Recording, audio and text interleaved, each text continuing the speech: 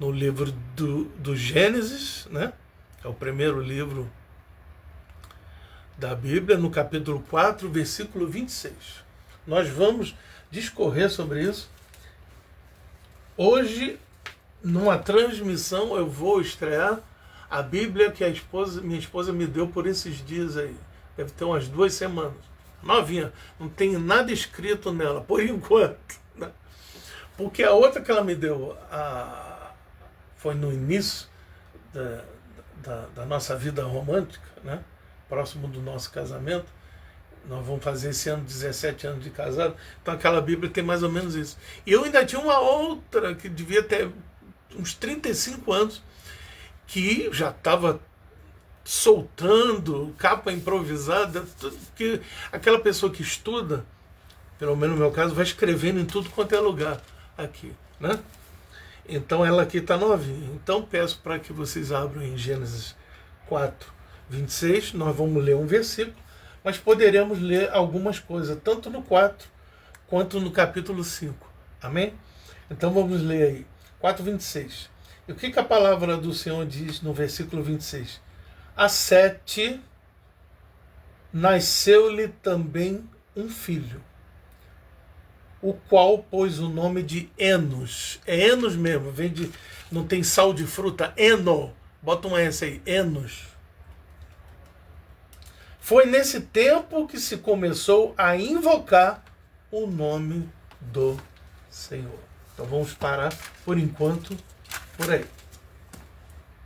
Vamos ver o significado da palavra invocar,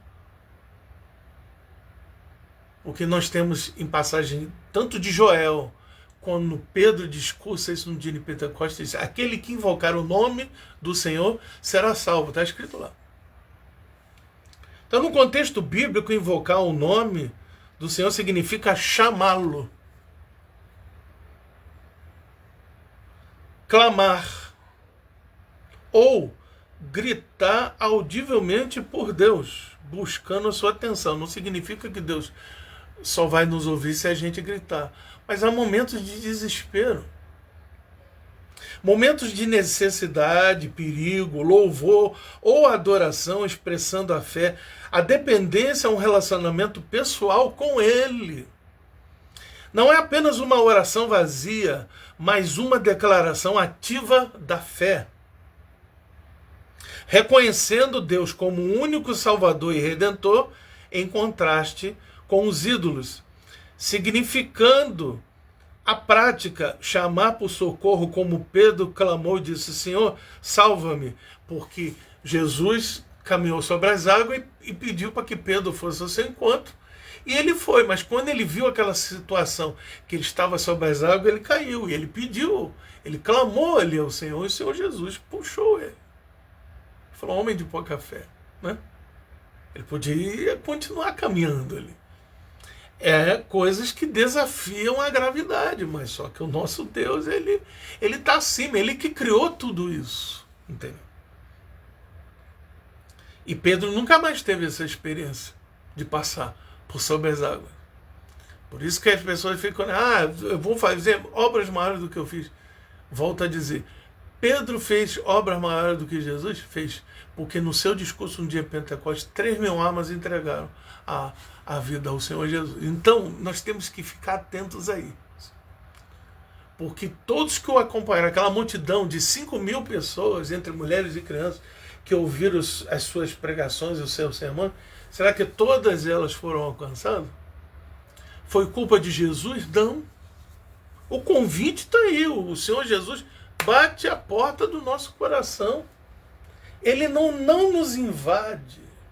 A palavra do Senhor é muito clara quando diz lá em Romanos 8, 29, os que conheceu de antemão, os escolheu, os predestinou para serem conforme a imagem do seu Filho, a fim de que ele seja o primogênito, quer dizer, Jesus ele é o primeiro entre todos os irmãos.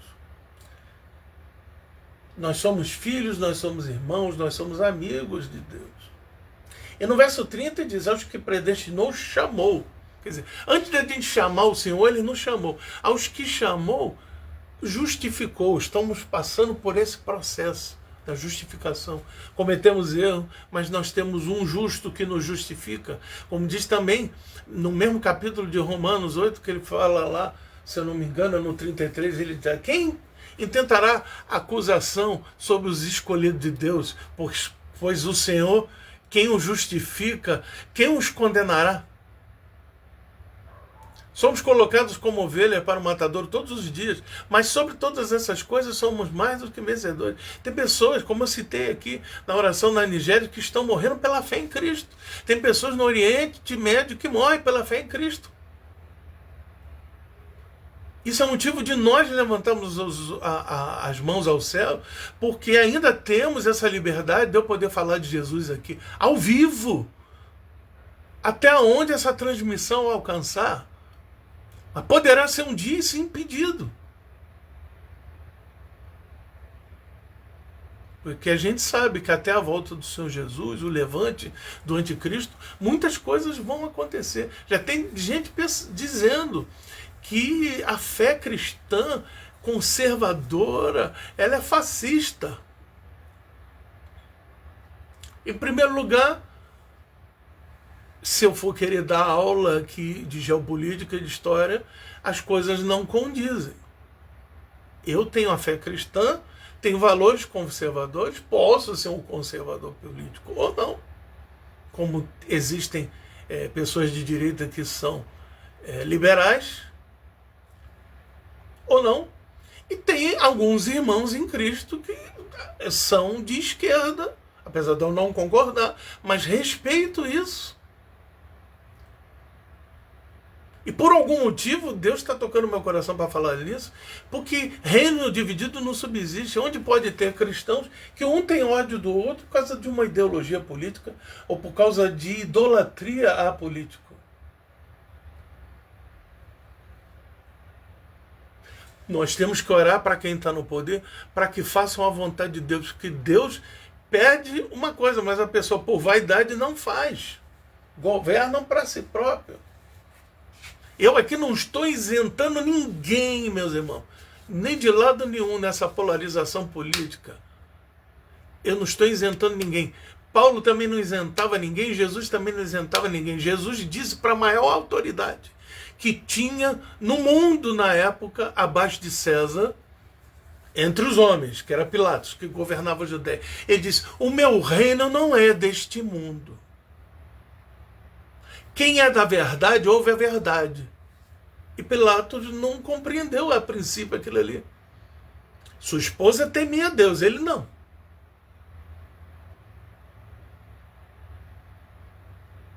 Então o reino a quem nós pertencemos não é deste mundo. Nós somos peregrinos aqui. Mas Jesus disse ao Senhor: não peço que os tires do mundo, vos peço que os santifique na verdade. E quem é a verdade? É Cristo.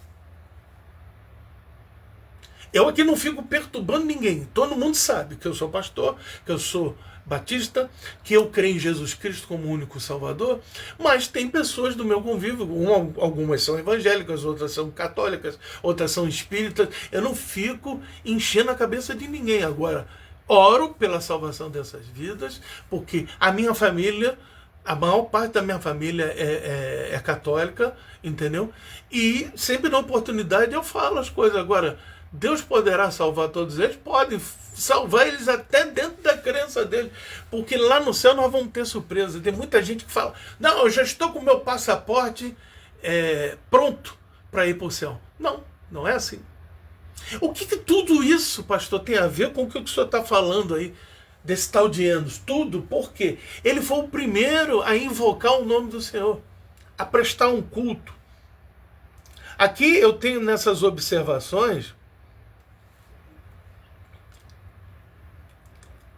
o eu sou, que é Deus, necessitando dele, para termos uma conexão espiritual, manter a conexão com Deus viva, trazendo a sua presença para perto, mesmo que ele não seja surdo, ele não é surdo. A expressão da fé manifesta a fé viva. O dia que nós conseguimos compreender todas essas coisas, nós seremos felizes, meus irmãos, seremos muito felizes, sabe? Porque Deus é maravilhoso. Se a gente pegar o texto aqui, quem foi Enos? Enos foi neto de Adão. Todo mundo sabe que Caim matou seu irmão Abel e Deus colocou outro no lugar. Adão teve filhos e filhas. E eu não vou entrar nesse mérito. Quem foi a mulher de Sete? Quem foi a mulher de fulano? A Bíblia não fala. Mas nós imaginamos que era permitido que houvesse relações entre eles, até porque eles viveram muito, né?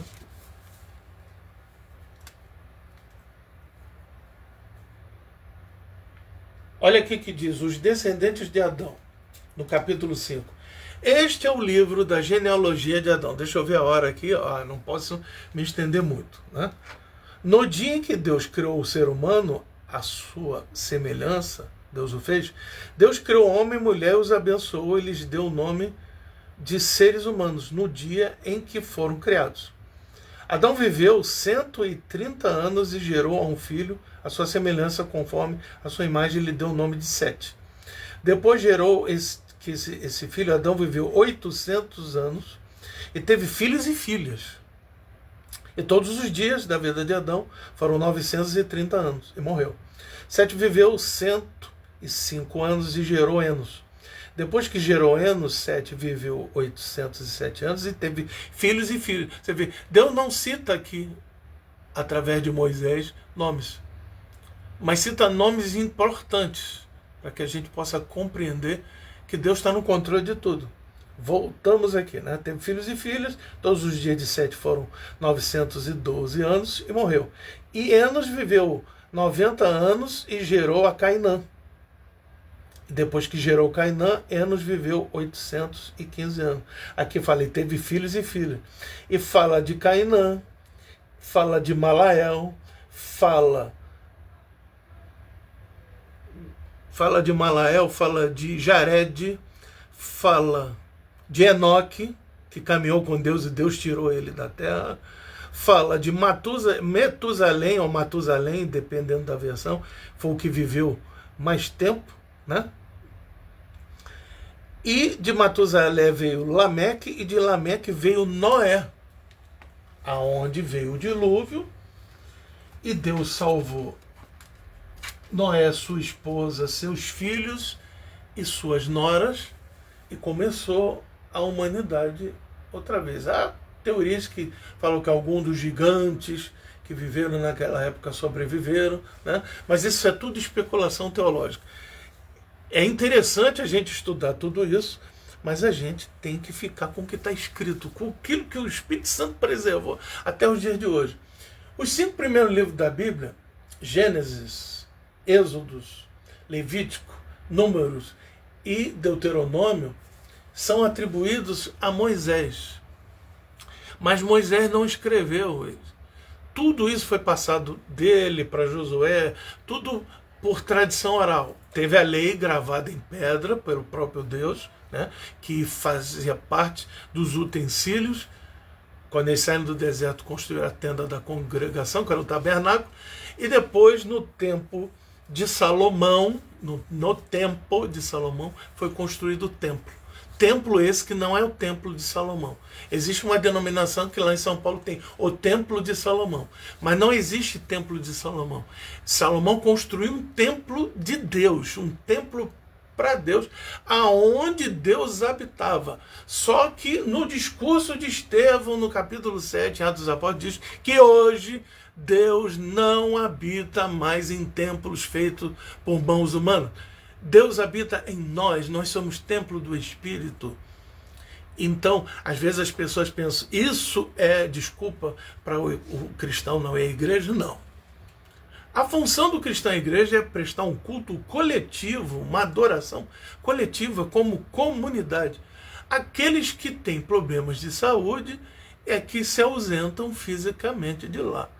Mas eles prestam culto, também prestam. Nós estamos prestando culto aqui. Eu estou na minha casa, você está na sua, ou está no seu trabalho, ou está dirigindo, ou vai assistir posteriormente essa gravação, porque Jesus, para finalizarmos, disse à mulher samaritana, lá no Evangelho de João, no capítulo 4, o Pai procura os tais que o adorem em espírito e verdade.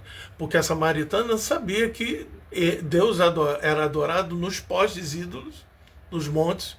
Eles eram impedidos de adorar a Deus em Jerusalém.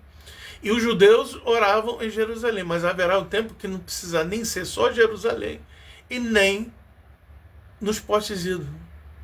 Porque o Pai procura aqueles que o adoram em espírito e verdade. E essa história começou, meu irmão, justamente nisso aí. Quase... quer ver? Eu vou mostrar aqui para vocês aqui, para a gente finalizar. Bonitinho aqui, ó.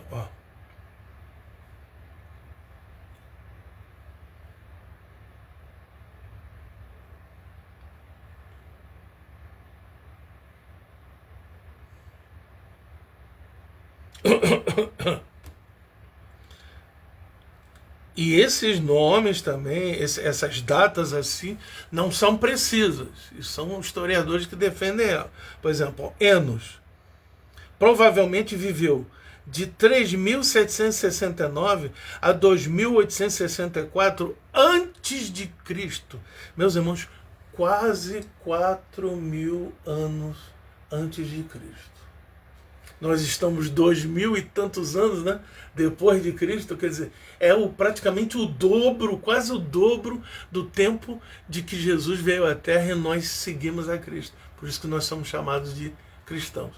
Então, se essa data estiver de acordo aqui, 3.769 a 2.864, quer dizer, é muito tempo, meus irmãos. É muito tempo. São entre 3 e 4 milênios antes de Cristo.